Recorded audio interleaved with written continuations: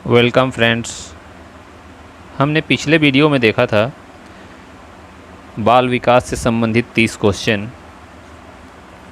चलिए देखते हैं आज हिंदी में कौन कौन से क्वेश्चन हैं जो आए थे पिछले 2019 के एग्ज़ाम में। इसमें 31 क्वेश्चन है। निम्नांकित में से संबंधवाचक सर्वनाम शब्द का चयन कीजिए। संबंधवाचक सर्वनाम क्या है? तो इसका सही उत्तर लिया गया है ऑप्शन नंबर सी। व्यापम ने लिया था इसका उत्तर सी, जो।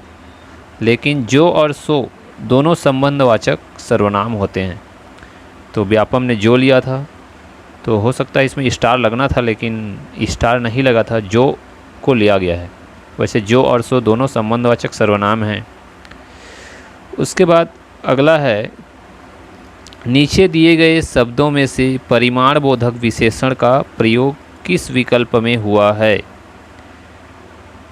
बहुत आदमी, बहुत दूध, बहुतेरे उपाय, पूरे टुकड़े। तो परिमाण बोधक विशेषण का प्रयोग हुआ है बहुत दूध। ऑप्शन नंबर बी होगा इसका सही उत्तर। अगला क्वेश्चन है, उच्चारण के कालमान के अनुसार हिंदी में स्वरों के कितने भेद हैं? उच्चारण के कालमान के अनुसार हिंदी में स्वरों के कितने भेद हैं? 2, 3, 4, 5। जो उच्चारण के कालमान के अनुसार हिंदी में 3 स्वर होते हैं। ठीक है, ह्रस्व, दीर्घ और ऐसी कुछ है एक और। तो आपको ये 3 भेद याद रखना है, स्वरों के भेद। उसके बाद अगला क्वेश्चन है, घड़ों पानी पड़ना मुहावरे का अर्थ क्या है? तुच्छ समझना, लज्जित होना, नुकसान होना, थकावट होना। तो इसका सही उत्तर है ऑप्शन नंबर बी, लज्जित होना। घड़ों पानी पड़ना का अर्थ क्या होगा? लज्जित होना। नीचे दिए गए संधि शब्दों के आगे संधि विच्छेद दिए गए हैं। इनमें से किस शब्द का संधि विच्छेद सही नहीं है? इसका सही उत्तर क्या है देखते हैं। निरोग का निह धन रोग, ये तो सही है। अहोरात्र, अहरात्र, ये गलत लग रहा है मेरे को। महच्छत्र, महत धन छत्र, ये भी सही है। तेजोपुंज, तेजह धन पुंज, ये भी सही है। तो इसका सही उत्तर हो जाएगा ऑप्शन नंबर बी, अहोरात्र। ये सही नहीं है। क्वेश्चन में अक्सर आप नहीं शब्द को नहीं ढूंढ पाते हैं और जल्दबाजी में पहला ही ऑप्शन जो आपको सही लगता है तो उसको टिक करते हैं। इस तरह से आपको ध्यान देना है एग्जाम में कि ऑप्शन मतलब क्वेश्चन में नहीं शब्द है या सही शब्द है। निम्नलिखित में से सुरभि शब्द का सही पर्यायवाची शब्द चुनिए। तो सुरभि का अर्थ होता है पृथ्वी। इसका ऑप्शन नंबर डी सही हो जाएगा, सुरभि यानी पृथ्वी। क्वेश्चन नंबर 37 है, निम्नांकित समासिक शब्दों में अव्ययी भाव समासिक शब्द नहीं है। बेखटके, यावत जीवन, दस्तकारी, निडर। तो इसका सही उत्तर है दस्तकारी। देखिए यहाँ पे भी दिया है अव्ययी भाव समासिक शब्द नहीं है, दस्तकारी इसका सही उत्तर है। अगला क्वेश्चन है, व्याकरणिक अनुरूपता को कहते हैं। व्याकरणिक अनुरूपता को क्या कहते हैं? पदक्रम, अन्वय, लोच, आगम। इसका सही उत्तर है ऑप्शन नंबर बी, व्याकरणिक अनुरूपता को बोलते हैं अन्वय। 39 है, निम्नांकित में कौन सा शब्द पुल्लिंग सूचक है? चील, जौ, सवारी, गिलहरी।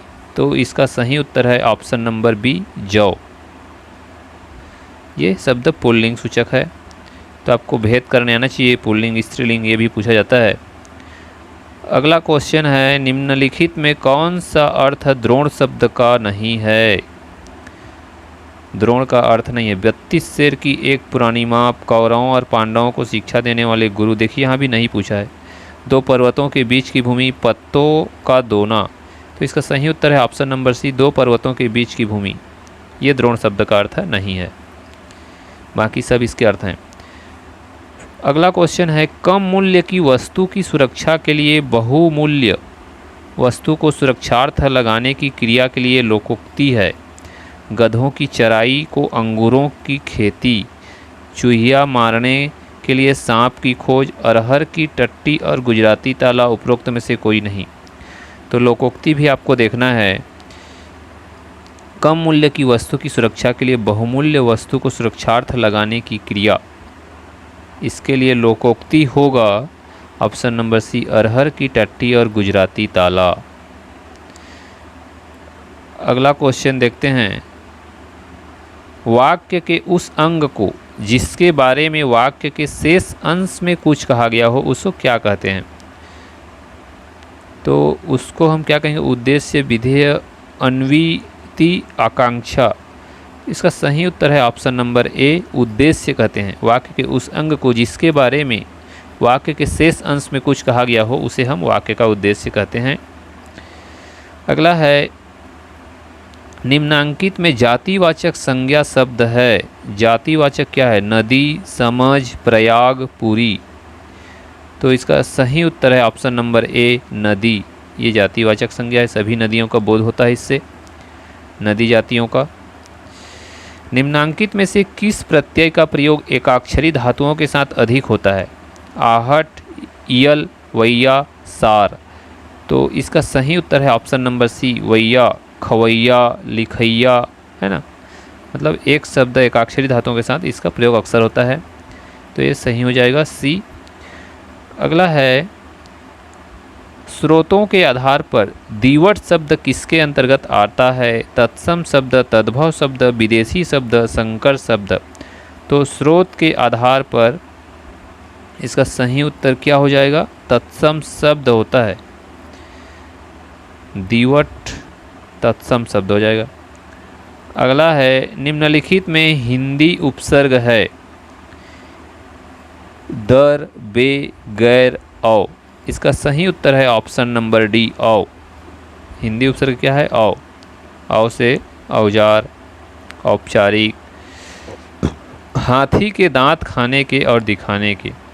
और वाक्य का प्रकार है योगात्मक वाक्य, अयोगात्मक वाक्य, क्रियामुक्त वाक्य, क्रियायुक्त वाक्य, क्रियाविहीन वाक्य। इसको जो है व्यापम ने स्टार मार्क लगाया था, तो इसके बारे में हम लोग जो है नहीं कह सकते कौन सा उत्तर होगा। ठीक है, तो आगे क्वेश्चन देखते हैं। अगला है, इसमें एक पैराग्राफ दिया गया है, अपठित गद्यांश है, इसको पढ़ना है आपको। पढ़ने के बाद जो क्वेश्चन दिया है, जैसे 48 है, हमारे चेतन चित्त के विचारों और कार्यों को हमारी चिंतन पद्धति रूप दे रही है, हमारी भावनाएं रूप दे रही हैं, हमारे अवचेतन चित्त की शक्तिशाली सत्ता ही रूप देती है, हमारा चेतन चित्त रूप दे रहा है। इसका सही उत्तर है ऑप्शन नंबर सी, हमारे अवचेतन चित्त की शक्तिशाली सत्ता ही रूप देती है। जब आप इस अपठित गद्यांश को पढ़ेंगे तो इसमें आपको उत्तर मिल जाएगा, हमारे चेतन चित्त के विकारों और कार्यों को हमारे अवचेतन चित्त की शक्तिशाली सत्ता ही रूप देती है। ठीक है, अगला क्वेश्चन देखते हैं। पठन की क्रिया कहाँ से प्रारंभ होती है? बोलना शुरू करते ही ध्वनियों की जानकारी के बिना दूसरों के शब्द सुनकर भाषा में ध्वनियों के गतिपूर्वक उच्चारण की योग्यता प्राप्त करने के पश्चात। इसका सही उत्तर है ऑप्शन नंबर डी, भाषा में ध्वनियों के गतिपूर्वक उच्चारण की योग्यता प्राप्त करने के पश्चात पठन की क्रिया शुरू होती है। अगला है, निम्न में से कौन सी अवस्था बालकों में उत्तरकालीन भाषा विकास की अवस्था नहीं है? दूसरों की भाषा को समझना, विस्फोटक ध्वनियाँ, शब्दावली का निर्माण करना, उच्चारण। इसका सही उत्तर है विस्फोटक ध्वनियाँ। निम्न में से कौन सी अवस्था बालकों के उत्तरकालीन भाषा की अवस्था नहीं है पूछा है, तो विस्फोटक ध्वनियाँ नहीं है। बच्चा भाषा तभी सीखता है जब वह सक्रिय हो, जब उसमें समझ न हो, जब उसमें कोई विकार हो, जब वह निष्क्रिय हो। तो भाषा कब सीखेगा? जब वो सक्रिय रहेगा तभी सीखेगा, इसलिए इसका ऑप्शन हो जाएगा ए। अगला है, मूल्यांकन में क्या किया जाता है? बच्चे को लिखना सिखाया जाता है, बच्चे को पर्यावरण की शिक्षा दी जाती है, बच्चे की सफलता का सही अनुमान लगाने का प्रयत्न किया जाता है, उपरोक्त में से कोई नहीं। तो मूल्यांकन में बच्चों की सफलता का सही अनुमान लगाने के लिए प्रयत्न किया जाता है। अगला है, भाषा सीखने की प्रकृति रूप में स्वाभाविक क्रम क्या होगा? तो LSRW इसको हम लोग जानते हैं, LSRW लर्निंग है ना, लिजनिंग होगा, लिजनिंग। उसके बाद S स्पीकिंग, R से क्या हो जाएगा, LSR। और लास्ट है राइटिंग, और ये R का हो जाएगा रीडिंग। तो इसमें देखिए लर्निंग किस में है, 53 का हो जाएगा A लर्निंग सुनना, और स्पीकिंग बोलना, रीडिंग पढ़ना, और W राइटिंग लिखना। तो ये आपको याद रखना है LSRW, ये क्रम अक्सर पूछा जाता है, LSRW ये रट लीजिए आप। उसके बाद है 54 नंबर, मूल्यांकन में कितने पक्ष होते हैं, 2, 4, 1, 3। इसका सही उत्तर है ऑप्शन नंबर डी, 3 पक्ष होते हैं। अब कौन कौन से पक्ष हैं आप गूगल में सर्च कर लीजिएगा। अगला है सीखने के मुख्य नियम हैं, तत्परता का नियम, अभ्यास का नियम, प्रभाव नियम, उपरोक्त सभी। सीखने के मुख्य नियम ये सभी हैं, ठीक है। और इनको किसने दिया था, अभी हम लोग पढ़े हैं, थार्नडाइक, है ना। सीखने के प्राथमिक जो नियम हैं थार्नडाइक ने दिए हैं, तत्परता का नियम, अभ्यास का नियम और प्रभाव का नियम। तो इस तरह से ये हिंदी का पोर्शन ख़त्म होता है। मैं इसके बाद जो है अगला पार्ट अभी लेकर आऊँगा इंग्लिश का। चैनल पर बने रहिए, धन्यवाद।